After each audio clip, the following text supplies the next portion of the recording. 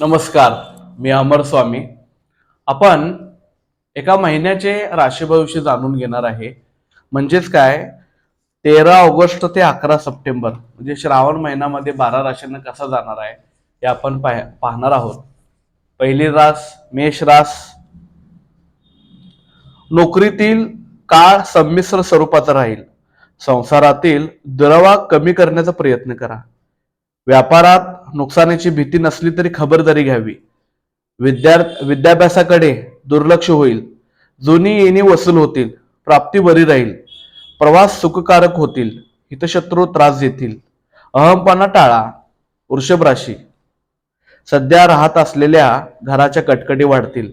नोकरीत वरिष्ठांची नाराजी राहील. कामांकडे दुर्लक्ष होईल. संतती सौख्य चांगले लाभेल. दाव्यात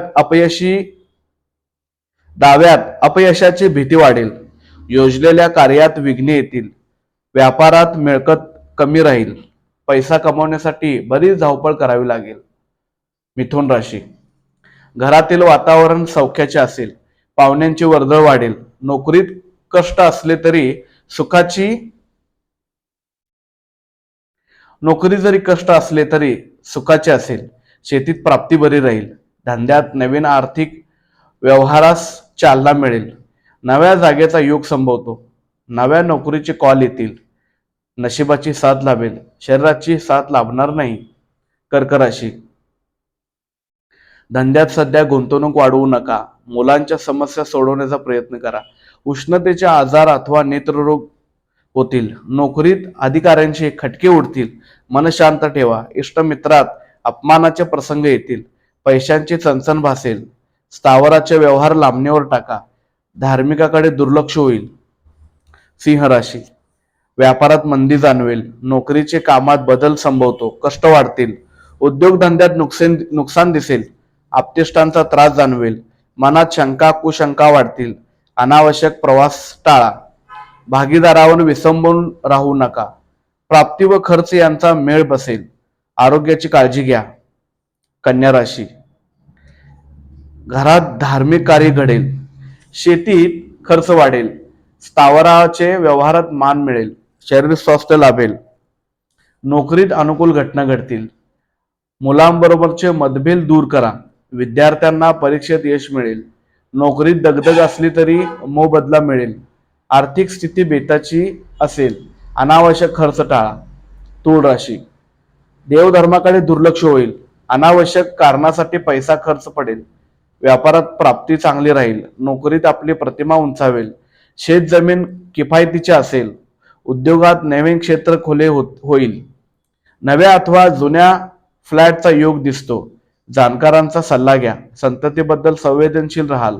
वृश्चिक राशी. देवदर्शनाचे निमित्ताने प्रवास घडतील. घरच्या मंडळींचे सौख्य लाभेल. नोकरीत जबाबदारीची कामे अंगावर येतील. महिलांचा समाजकार्यात सहभाग वाढेल. शरीर स्वास्थ्य चांगले राहील. धनचिंता मिटेल. धंद्यात भरभराट होईल. स्थावरातील प्रकरण त्रासाचे होईल. आध्यात्मिक व्यक्तीचा सहवास लाभेल. धनुराशी. संसारातील वातावरण अशांत बनेल. जोडीदाराबरोबर वाद टाळा. धंद्यासंबंधी काळजीचे वातावरण बनेल.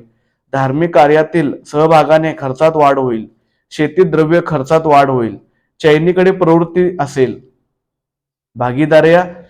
भागीदाराबरोबर वाद होतील. पथ्यपानामुळे आरोग्य सुधारणा घडेल. अहित चिंतनाऱ्यांच्या कारवाया वाढतील. रागावर ताबा ठेवा. मकर राशी. मानसिक समाधान लाभेल. आत्मविश्वास वाढेल. नोकरीत वरिष्ठांची मर्जी सांभाळावी. स्थावर अथवा जमिनीचा विचार मनात येईल. प्रापंचिक सुख चांगले राहील.